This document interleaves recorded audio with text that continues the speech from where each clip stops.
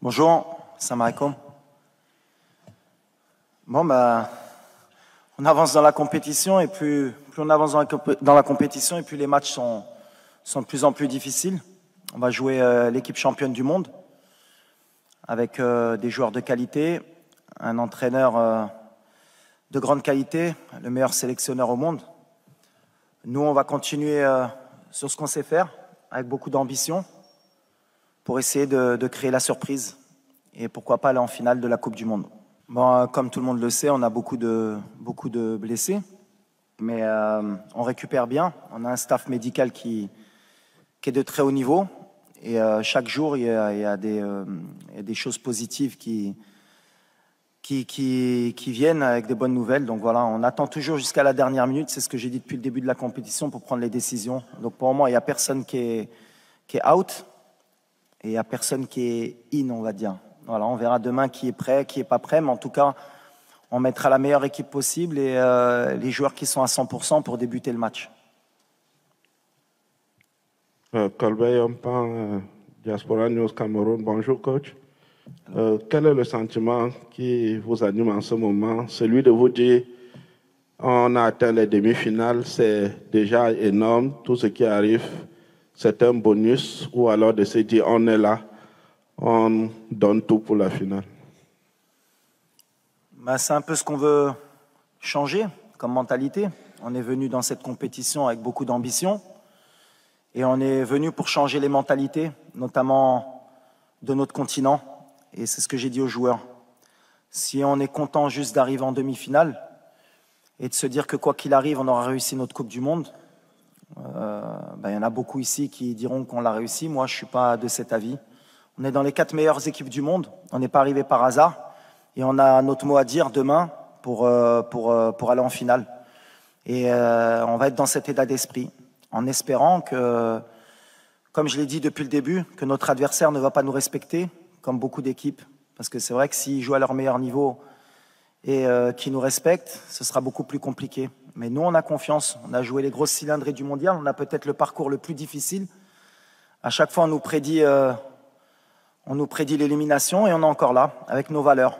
Donc non, aujourd'hui, je disais en début de compétition qu'on rêvait de gagner la Coupe du Monde. Plus on avance et plus on est proche de notre rêve. Donc voilà, on va se battre demain pour aller plus loin. Bonjour, Walid Regragui, je suis là. Hugo Moissonnier, Radio France Internationale. L'une des principales menaces qu'il va falloir neutraliser pour vous, ce sera évidemment celle de Kylian Mbappé. Dans sa zone, il y aura Achraf Hakimi. Les deux joueurs se connaissent évidemment très bien. Ils jouent en club et puis ils exposent régulièrement leur amitié sur les réseaux sociaux. Et même au Maroc, je crois que Kylian Mbappé est déjà venu voir son pote. Est-ce que vous allez avoir une conversation particulière avec Achraf Hakimi pour neutraliser Kylian Mbappé? S'il y a un joueur qui le connaît mieux que moi, c'est Achraf. Il s'entraîne tous les jours avec lui. Donc s'il a une idée précise du joueur qui est Kylian, c'est lui qui le sait. Donc non, on va pas mettre en place plus de dispositifs tactiques ou quoi que ce soit par rapport à Kylian. Parce que malheureusement pour nous, il n'y a pas que Kylian. Quand on voit Griezmann, la qualité du joueur que c'est, entre les lignes, quand on voit Ousmane, qui est pour moi le complément parfait de Kylian, voilà, le danger, il vient à gauche, il vient à droite. Donc si on reste que focus sur Kylian, on fera une erreur. On va jouer collectivement. Achraf, c'est un des top players au monde aussi à son poste. Donc voilà, ça va être un beau duel entre les deux. Ces deux champions, je pense qu'ils ne vont pas se faire de cadeaux. Donc voilà, c'est que nous, on ne se focalise pas que sur Kylian, on se focalise surtout sur l'équipe de France, sur les problèmes qu'on peut leur poser. Et puis après, à l'arrivée, forcément, les problèmes qu'on peut poser, il faudra annihiler un peu Kylian, mais pas que. Et Achraf, le concernant, j'ai aucune inquiétude qu'il sera à 200%, qu'il est surmotivé pour battre son copain. Good morning, Mr. Regragui. Dario Ricci, Il Sole 24 Ore Italy, please in English. In your opinion, what will be the key points of the match from a tactical and a mental point of view? Thank you. The key for us is the spirit, you know, is a team spirit. Now we play same of club, not of national team. Everybody work. Everybody wants to give our best in every game. And we play a collective game every time with a good spirit. And the spirit for me is everything in the football, is more important. And with the heart and the spirit. Before we continue with the questions, I would kindly ask our colleagues, the photographers, to please leave the room. Our colleagues, the photographers, kindly please leave the room. Mourad Mouteroukil, M24. Walid, bonjour. L'autre fois, je t'avais demandé, je voulais savoir ce que tu avais dit aux joueurs quand tu les avais regroupés au milieu du terrain. Et tu m'avais répondu, je leur avais demandé s'ils avaient toujours faim. Est-ce qu'ils ont toujours faim? Ben, j'ose espérer. Hein. Quand tu arrives en demi-finale de Coupe du Monde, si tu n'as pas faim à ce moment-là, c'est faire une demi-finale de Coupe du Monde, c'est pas donné à tout le monde. Il y a la meilleure équipe de la compétition qui est déjà sortie, c'est le Brésil. Et ils ne vont pas avoir la demi-finale, donc voilà. Et ils le savent. On est une équipe ambitieuse, on a faim. Maintenant, est-ce que ça va suffire? Je pense que ça peut, avec l'état d'esprit. On est confiant, on a envie de réécrire l'histoire, on a envie de mettre l'Afrique sur le toit du monde. Et ça, c'est une des valeurs qui va être importante pour demain, parce qu'il faudra être fort pour nous sortir de la compétition, même si je sais que tous les pronostics sont contre nous. Mais nous, on a confiance. Alors peut-être qu'on est fou, mais c'est bien d'être fou. Mais nous, on a confiance, je le répète. Et on n'est pas fatigué, je le répète aussi. Donc si ça peut les embêter jusqu'à demain, parce qu'apparemment ça veut être rassurant à dire qu'ils vont être fatigués. Non, on ne va pas être fatigué. Depuis le début de la compétition, tout le monde dit qu'on va être fatigué, on ne va pas être fatigué. Tu ne peux pas être fatigué à une demi-finale de Coupe du Monde. Donc on a faim et on n'est pas fatigué. Hi, Noah from the Netherlands. A question to both. There will be about 30 extra flights coming over with Moroccan fans to Doha. What does it mean to you both that so many fans will be here supporting you?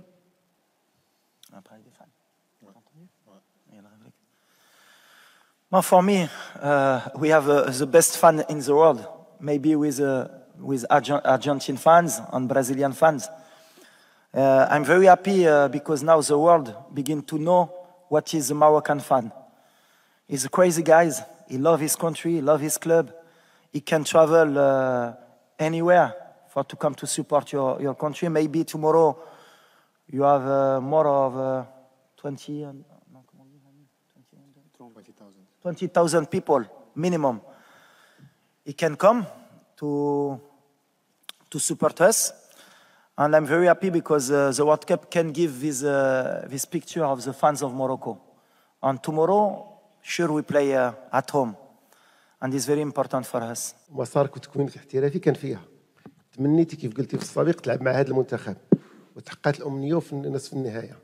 واش المعرفة ديالك بهذه الكرة ومعك لعابة عندهم نفس المسار بوفال وسيس غيعطيك الأسلحة باش نوصلوا للفينال. Non, je ne rentre pas du tout dans ce contexte. Moi, je suis né en France, j'ai la double nationalité. C'est un honneur et un plaisir de rencontrer la France, mais c'est que du football. Donc voilà, moi je suis entraîneur de mon équipe nationale. On va jouer la meilleure équipe du monde et ce qui m'importe, c'est pas de jouer contre la France ou l'Angleterre ou le Brésil, c'est de me qualifier. Maintenant, c'est sûr que ça va être particulier, surtout pour mes proches, pour ma famille, pour mes amis. Mais moi, en tout cas, en tant qu'entraîneur, c'est quelque chose qui me trouble pas et qui m'intéresse pas du tout. Je suis là en tant qu'entraîneur de football et ce qui m'intéresse, c'est de gagner. Alors, on a la France, si ça avait été l'Angleterre, ça aurait été pareil. Mais ce qui m'intéresse surtout, c'est de jouer la meilleure équipe du monde. Pour un entraîneur, c'est toujours bien de pouvoir se tester et de voir à quel niveau on est arrivé avec notre équipe. Mais même pour les joueurs, c'est le message que je leur porte. On ne fait pas attention à savoir contre qui on joue. Alors, on avait joué la Belgique, on avait des binationaux aussi. Et le message, il est toujours le même. On joue pour le Maroc et on joue un match de football. Et ça doit être la fête. Et je pense que pour tous les binationaux franco-marocains, ça doit être une fête.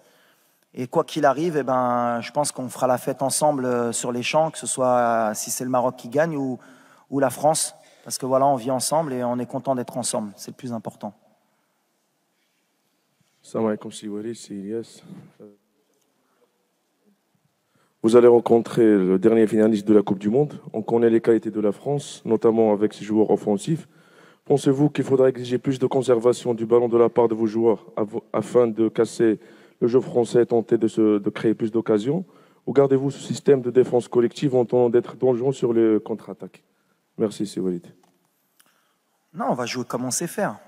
Alors après, il y a la mode, c'est ce que j'ai dit, je vais le répéter, puisque maintenant on est en demi-finale, c'est bien, il y aura peut-être plus d'écho. Cette possession de balle, mais c'est extraordinaire. Comment même vous, les journalistes sportifs, ça vous fait rêver. 60-70% de possession de balle, tu as fait 2 tirs dans le match. Les XG, ça c'est la meilleure invention pour les coachs ou pour les joueurs. Les XG. On aurait pu gagner parce qu'on a eu 4 de XG. Mais tu as un attaquant en bois qui a loupé 4 occasions et tu as donné 4 XG pour rien. Nous, on est là pour gagner. On n'est pas là, la possession, si on peut l'avoir, on va la prendre. S'ils ne nous la laissent pas, eh ben on va leur laisser. Mais on va se battre avec nos moyens pour gagner. Et je pense qu'il y a un sélectionneur en face de moi qui est le meilleur au monde pour moi et il a très bien compris ça depuis longtemps. Et il gagne comme ça aussi. Donc voilà, nous, on est là pour gagner. Alors après, parler de est-ce que vous allez avoir la possession? S'ils nous la laissent, on va la prendre. Je ne pense pas qu'ils vont nous la laisser. Et s'ils ne nous la laissent pas, il faut qu'on sache comment faire, comme on a fait les matchs d'avant, pour les empêcher de tirer le plus de fois au but et qu'ils aient le moins de XG possible pour nous battre. C'est le truc. Mais on y va pour faire un coup et pour gagner. Mais la possession, je vais demander à Infantino, s'il peut donner 1 point ou 3 points à partir du moment où on peut avoir 60% de possession, ça va changer beaucoup dans les championnats. Parce qu'à part City, qui est à chaque fois à 70 de possession, mais la possession, je suis passé par là, moi, la possession. C'était mon rêve. Moi, Guardiola, à un moment donné, m'a rendu fou, lui aussi. Ah ouais, tiki-taka, la possession. Ah ouais. C'est sûr que quand tu as De Bruyne, quand tu as Bernardo Silva, quand tu as XY, la possession, c'est bien. Gagner. Moi, ce qui m'importe aujourd'hui, c'est que l'Afrique, aujourd'hui, parce qu'il y en a beaucoup, et notamment les journalistes européens qui ont critiqué un peu notre jeu, moi, je pense que ça les embête aujourd'hui de voir une équipe africaine jouer un peu comme les équipes européennes qui ont compris. Alors, je sais que ça fait plaisir de temps en temps. Ils étaient sympas, ces Africains. Il y avait un peu de danse, ça jouait bien, ils nous ont fait plaisir. Bouffal l'a mis 2 petits ponts, c'est magnifique. Mais il rentre à la maison. Non, c'est fini. On est passé à autre chose. On a envie de gagner.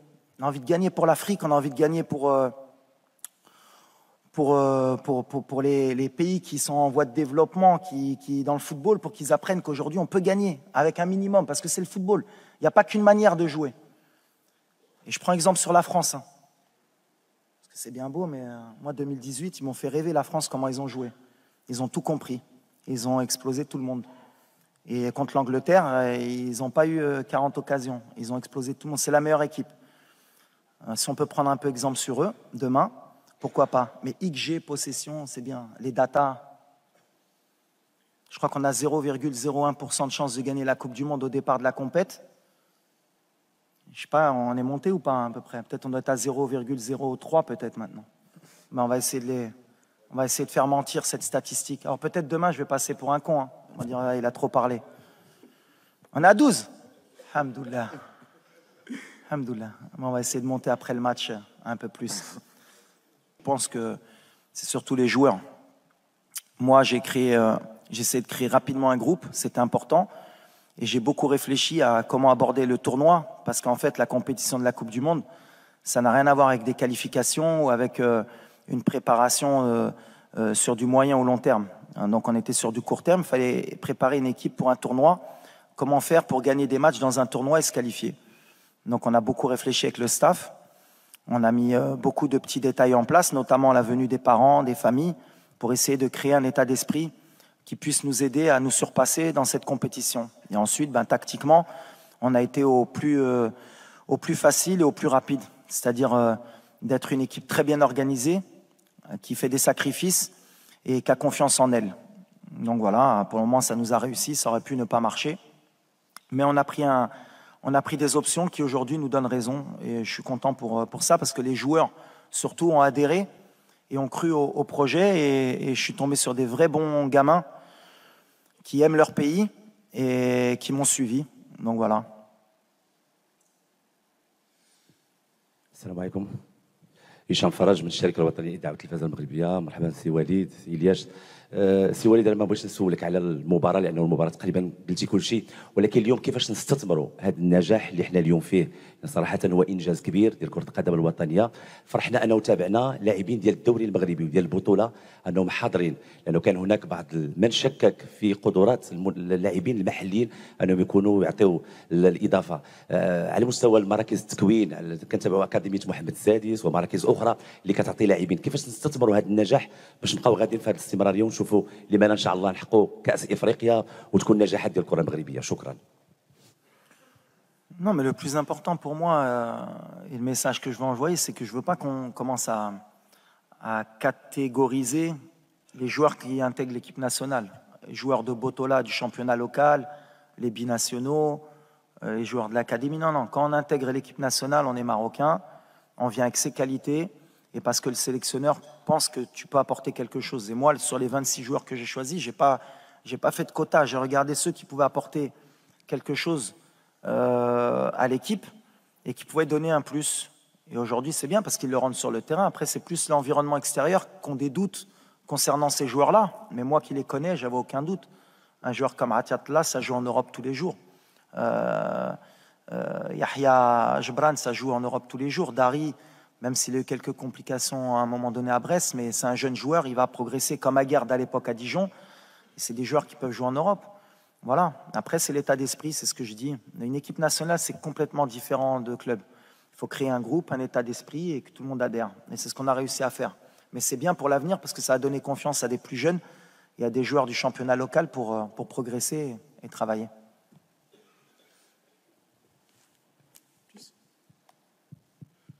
Bonjour coach, Luis Miguel Pascual de l'Agence de presse espagnole, ici. No. Please ask the question in English, French or Arabic. French, no, Spanish is okay. Je parle en français, vous inquiétez pas. Ah, ok. En français. Please. Oui, la question c'est par rapport à votre préparateur physique, Eduardo Domínguez, qui est en espagnol. Comment est-ce qu'il s'est intégré dans cette famille que vous avez créée dans l'équipe marocaine et si vous pouvez nous parler un peu de son travail, merci. Mais pas que Edu, il y a Juan aussi.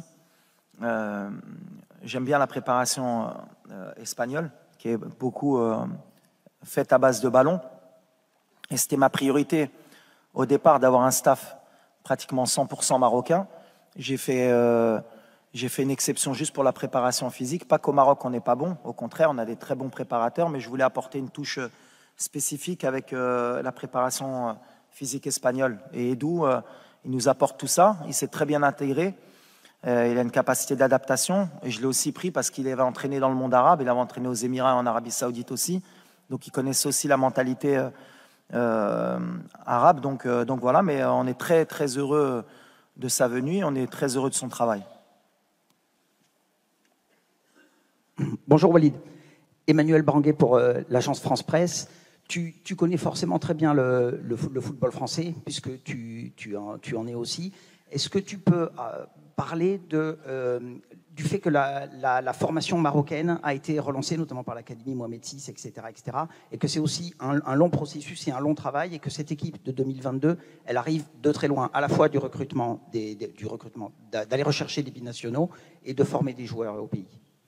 On a la chance que Sa Majesté, que Dieu l'assiste, a mis beaucoup de moyens pour faire progresser le football au Maroc. Et c'est aussi en grande partie sa réussite aujourd'hui, d'avoir créé l'académie, d'avoir mis les moyens dans les installations au Maroc, avec la création de beaucoup de stades, beaucoup de terrains d'entraînement. Et l'académie, bien sûr, fait partie du projet royal. Et c'est bien parce qu'on a toujours bénéficié des binationaux au Maroc. Moi-même, je suis venu jouer en étant binational et la génération 2004, il y avait beaucoup de joueurs formés en France. Mais on a vite compris qu'il fallait aussi créer de la formation chez nous, avoir des forces vives qui font partie du pays. Et avec l'arrivée de joueurs comme El Nasseri, Tegnaouti, Ounahi, Aguerd, d'autres joueurs comme Banoun, Dari, qui sont des produits locaux, on va dire, et ben c'est bien. Ça veut dire que l'Afrique et le Maroc progressent dans ce sens-là. Ils ont enfin compris qu'il fallait se prendre en main. Et Sa Majesté a eu cette vision, et heureusement pour nous, aujourd'hui, elle fonctionne et elle montre au monde que voilà, au Maroc, on avance et on travaille, comme je l'ai dit. سؤالي باللغة العربية. كريم عبد المحسن موقع كورة. بداية بهني الكابتن وليد على الإنجاز اللي حققه، ونتمنى إن شاء الله إن هو يكمل لنهاية الحلم اللي قاله من أول يوم. بعد النجاح الكبير اللي الكابتن وليد حققه في كأس العالم، بالتأكيد في عروض كتيرة سواء جت أو هتيجي بعد نهاية البطولة. هل كابتن وليد قراره إن هو الاستمرار مع منتخب المغرب أيا كان الوضع، ولا ممكن ياخد تجربة جديدة؟ شكرا. Alors, merci, mais nous, on est concentrés sur la demi-finale. Et le message que je veux envoyer aujourd'hui, justement, c'est parce que je vois depuis 2-3 jours, on a envie d'être satisfait et de dire quoi qu'il arrive, on aura réussi notre mondial. Et je veux changer ça. Alors vous allez me prendre pour un fou, mais non, c'est pas comme ça qu'il faut qu'on pense. On va aller en finale, on veut gagner la Coupe du Monde. Et c'est pas des paroles en l'air. On n'est pas là pour être content juste d'avoir mis l'Afrique en demi-finale de la Coupe du Monde. Il faut qu'on aille plus loin. Peut-être qu'on n'aura plus cette occasion. Donc pour ça, les joueurs, ils sont prêts à tout. Le staff est prêt à tout pour créer la surprise demain, comme on l'a fait contre la Belgique, la Croatie, l'Espagne, le Portugal. Alors on tombe sur la meilleure équipe du monde, mais peu importe. Aujourd'hui, on est vraiment concentré et on a une énergie qui va être extraordinaire, qui va nous pousser demain pour rééquilibrer un peu les débats. C'est comme un match de coupe. Voilà, quand il y a l'envie, quand il y a la ferveur, quand il y a le public, je pense qu'on est capable. Me concernant, moi, sur mon avenir, je suis marocain, je suis concentré sur mon équipe nationale et j'aime mon pays. Voilà, c'est le plus important. Walid Regragui, bonjour. Lassana Camara de panafricanfootball.com. Je vous ai connu à Corbeil-Essonnes. Les Tartérés, les quartiers difficiles, ça vous dit quelque chose? Est-ce que le fait d'avoir commencé à jouer là, d'être formé là, ça vous aide à comprendre les joueurs maintenant? Parce que beaucoup d'entraîneurs africains ont cette difficulté-là à comprendre les joueurs qui viennent de la diaspora. Et en plus de ça, conjugué à ça, vous étiez entraîneur du Wydad. Le 31 mai, vous étiez champion d'Afrique. La Ligue des champions africains, vous l'avez gagnée. Là, le 18 décembre, vous pouvez gagner la Coupe du Monde. Et toute l'Afrique attend que ça. On a fait aussi. Les journalistes africains ont suivi nos équipes africaines. Chaque année, c'est les branlés sur branlés. Ça sera la première fois de ma vie que je ne supporterai pas l'équipe de France parce que je suis l'équipe de France depuis 5 ans. Mais je veux cette coupe-là. Le Maroc, il faut donner cette coupe-là à l'Afrique. Inch'Allah. Non, écoute, ouais, j'ai grandi à Corbeil, dans les quartiers populaires. Après, j'ai pas envie d'en faire une histoire. Le jeune de banlieue qui réussit, il est parti d'en bas. C'est magnifique l'histoire. J'ai vu, il y a plein qui sont partis dans mon quartier où j'ai grandi il y a 30 ou 40 ans pour faire des storyboarding de regarder, on peut réussir. C'est un truc comme pour... j'ai envie de changer les mentalités. Compétences. Qu'on vient de banlieue, qu'on vient de Saint-Germain-en-Laye, t'es bon. Alors oui, je viens des quartiers, c'était un peu plus difficile pour nous, on le sait, il faut se battre 2 fois, 3 fois plus, mais c'est pas un frein pour moi et c'est pas un critère pour me plaindre. Je suis là où je suis aujourd'hui et je suis concentré pour faire une demi-finale. Si ça m'aide, oui, forcément. Parce que d'où on vient, on a 2 fois plus faim et comme on s'est battu 2 fois plus, et ben forcément, c'est peut-être plus facile à passer ce message-là. Mais ce n'est pas une raison ou une excuse valable pour essayer de créer des histoires. Je suis là avec mes compétences, j'ai passé mes diplômes, j'ai fait 10 ans d'entraîneur avant de prendre la sélection.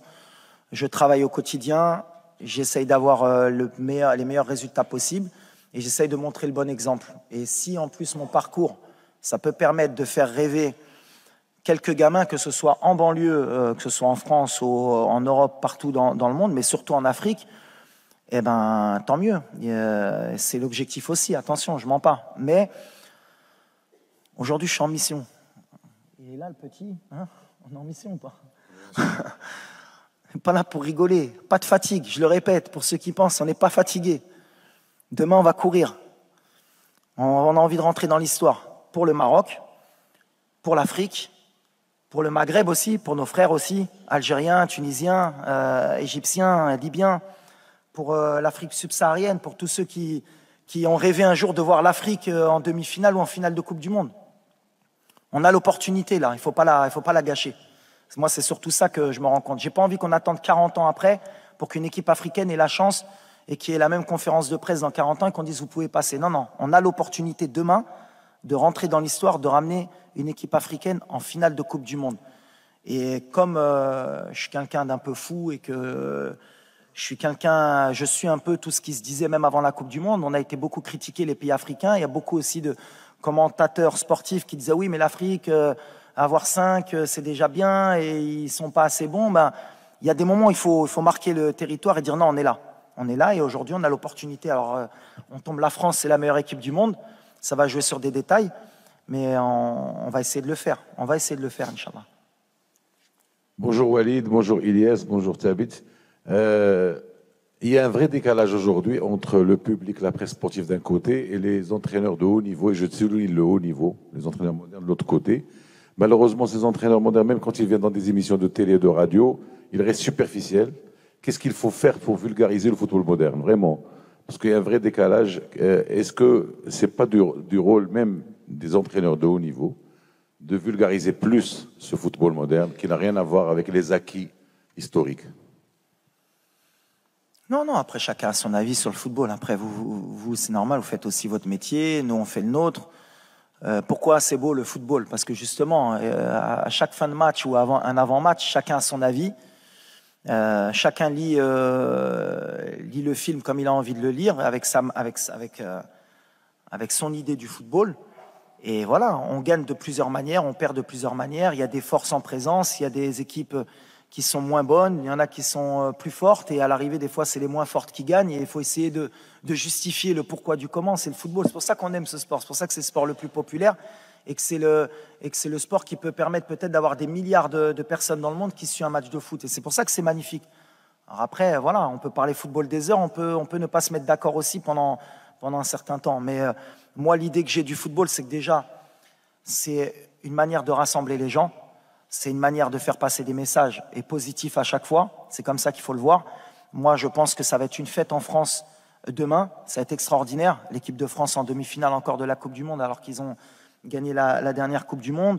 Le Maroc, des Marocains qui ont grandi en France. Il va y avoir des Africains qui vont être... Mais à la fin, ça doit être une fête. On doit vivre le football comme une fête.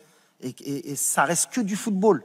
Demain, quoi qu'il arrive, qu'on gagne ou qu'on perde, c'est qu'un match de football et ça doit justement nous permettre demain de faire la fête ensemble. C'est pour ça que des fois, quand il y a des débordements, comme ça s'est passé en Belgique, je ne suis pas du tout d'accord. Ça ne doit pas avoir lieu.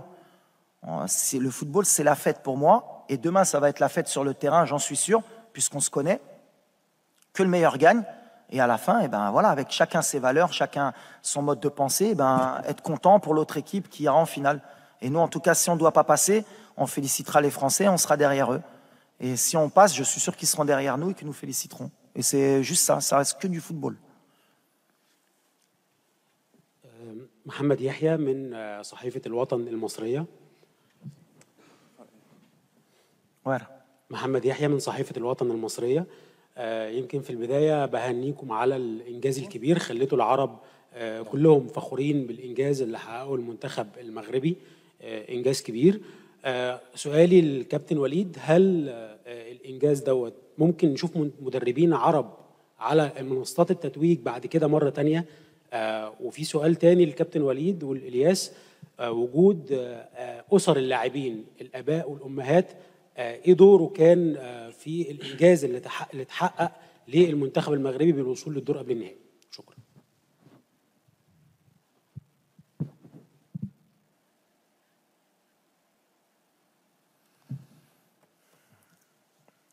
Moi, nous, ce qui est important pour nous, et je parle toujours que de football, c'est ce qui m'importe. Nous, on essaye Déjà, on représente le Maroc, donc on a une image à donner de notre pays à l'international parce que la meilleure tribune, c'est la Coupe du Monde. Donc si c'est bien ce qu'on a pu véhiculer, c'est-à-dire le rapport entre les joueurs, les familles, notre culture, d'où l'on vient, comment on est, comment on peut se comporter avec nos mamans, avec nos épouses, parce qu'il y a beaucoup aussi de gens qui ne connaissent pas vraiment notre culture, et c'est une bonne tribune. Mais après, nous, surtout, ce qu'on veut montrer, c'est notre football sur le terrain. Alors, on représente Aujourd'hui, on nous parle qu'on représente bien sûr le monde arabe, l'Afrique, le Maroc. D'abord, on représente le football, notre manière de jouer, le Maroc. On représente notre pays, comment sont les Marocains, comment ils vivent le football. Je vous ai dit qu'on était un peuple de passionnés. Il y aura sûrement 20 000 personnes qui vont se déplacer. Et quand on connaît les moyens des gens marocains pour venir au Qatar, se déplacer, mettre beaucoup d'argent, c'est pratiquement un budget pour certains pour venir supporter leur équipe, tout comme les Argentins, les Brésiliens, ça montre la ferveur du peuple marocain pour le football. Donc si on peut le montrer, c'est bien. Si on peut faire rêver des gamins dans le monde, que ce soit en Afrique ou dans le monde arabe, c'est encore mieux. Et si on peut donner une image positive de notre pays, du monde arabe, de notre religion aussi, c'est encore mieux aussi. Parce que comme je l'ai dit, le vivre ensemble, c'est le plus important. Et je pense que le Maroc, notamment, c'est un pays qui a toujours montré beaucoup de respect pour toutes les religions, pour toutes les cultures. Et c'est un pays qui est magnifique. Et je parlais de Nia, c'est un pays qui est vraiment Nia, le Maroc. Alors vous traduirez en brésilien, en anglais, en français la Nia, vous chercherez, comme ça vous obligera un peu à comprendre. Mais le Maroc, c'est cette qualité. On est accueillant, on est prêt à donner, et des fois on n'attend rien en retour. Alors ça peut être un défaut, mais c'est pour moi une qualité. Et donc si on a pu montrer aux yeux du monde qui sont les Marocains, qu'est-ce que le peuple marocain, et grâce à Sa Majesté, que le Maroc progresse et qu'on avance, c'est magnifique. Il n'y a pas meilleure tribune que la Coupe du Monde, et je pense qu'on a montré un bon exemple, et on va essayer encore demain de montrer un bon exemple avant et après le match. Hello, hello. One question to the player. How would you describe your coach? How is he talking to your players? What would you say is important to him? And then to the coach, what's the right answer? So what are the principles of your work? What do you want to see from your players when you work with them in training or even outside in the camp? Yeah. Well, first of all, I think you can see what he did with the players. He created an environment that was really like a family. And I think, in my humble opinion, I think he's the best coach in this tournament. Although people will say he's very young or not experienced, but I don't think we as players, we really care about that. I think he is the best possible man to take us as far as possible. And it's not only about football, it's also in life. I think he teaches a lot of things outside of football, in life, with our wives, with our parents, religion, whatever. Whenever you have a problem, you can go to him, and he will be your dad, your big brother in that moment, outside of being a coach. So I think he's the best man at the moment, and we all wish him the best because he truly deserves the best. Wow, I think tomorrow he plays Shahir. Huh? Merci, mon petit. So, one question to the coach and one to the captain, please. Over there. Yeah. Good morning, Coach. GB Olivero, Gazzetta dello Sport from Italy. Congratulations for your job because more your players are at their best now. Do you think they will play so well also in their clubs after World Cup? And this tournament is for them a magical period or the turning point of their career? Thank you.